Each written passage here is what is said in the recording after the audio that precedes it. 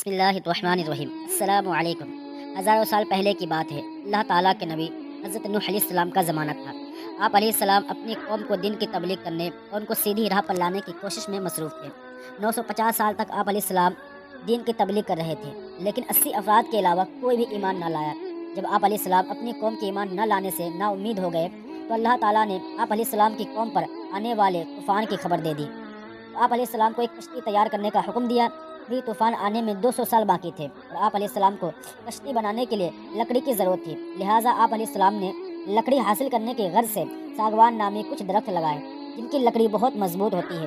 یہ درخت 100 سال میں تیار ہوئے۔ اس کے بعد آپ علیہ السلام نے ایمان لانے والوں کے ساتھ مل کر دنیا کی پہلی کشتی بنانے کا کام شروع کر دیا۔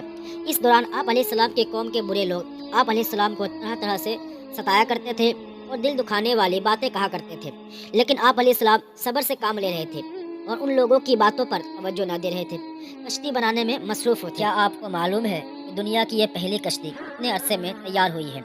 شاید آپ کہیں گے 1 سال یا پھر 2 سال، لیکن یقین مانیں یہ کشتی کم و بیش 100 سال میں تیار ہوئی ہے۔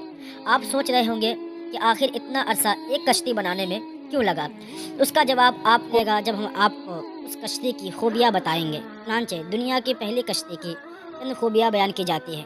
یہ کشتی ایک قول کے مطابق 300 گز لمبی، 50 گز چوڑی اور 300 گز اونچی تھی۔ کشتی کے آگے کا حصہ مرغی کے سر کی طرح تھا اور پچھلا حصہ مرغی کے دم کی طرح تھا، جبکہ نیچے کا حصہ کسی پرندے کے پیٹ کی طرح تھا۔ کشتی کو تارکون یعنی تانبے کے ساتھ لپیٹا گیا تھا۔ کشتی میں 3 دروازے تھے جنہیں کشتی کے ساتھ جوڑنے کے لیے لوہے کا استعمال کیا گیا تھا۔ کشتی 3 منزل بنائی گئی تھی۔ سب سے نیچے والی منزل درندوں، پرندوں اور یعنی زمینی کیڑوں کے لیے تھی اور درمیانی منزل چوپائے اور جانوروں کے لیے تھی۔ سب سے اوپر والی منزل انسانوں کے لیے تھی۔ یہ تو آپ نے دیکھ لیا اور سن لیا کہ کشتی کیا شاندار اور بے مثال تھی، لیکن جو طوفان آنے والا تھا وہ بھی خطرناک تھا۔ اس طوفان کی آنے کی نشانی یہ تھی کہ حضرت نوح علیہ السلام کے گھر کے تندور سے پانی ابلنے لگے گا۔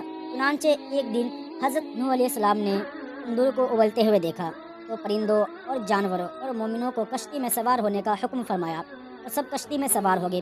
طوفان کی شدت میں اضافہ ہونے لگا، اتنی زوردار بارش ہونے لگی اور زمین کئی جگہوں سے پھٹ گیا اور اس میں پانی نکلنے لگا اور 40 دن تک بارش ہونے لگی، یہاں تک کہ 40 گز اونچے پہاڑوں کی چوٹیاں بھی پانی میں ڈوب گئی، لیکن کشتی میں موجود افراد کے علاوہ کوئی زندہ نہ بچا۔ تقریباً 150 دن تک کشتی مسلسل سفر کرتی رہی۔ اس دوران جب یہ کشتی عرب شریف پہنچی تو اس نے خانہ کعبہ کے ساتھ چکر لگائے اور آخر کار یہ طوفان تھم گیا اور 10 محرم الحرام عاشورے کے دن عراق میں موجود جودی پہاڑی پر جا کر رک گیا۔ اور ایسی ہی اسلامک ویڈیو کے لیے ہمارے چینل کو سبسکرائب کریں۔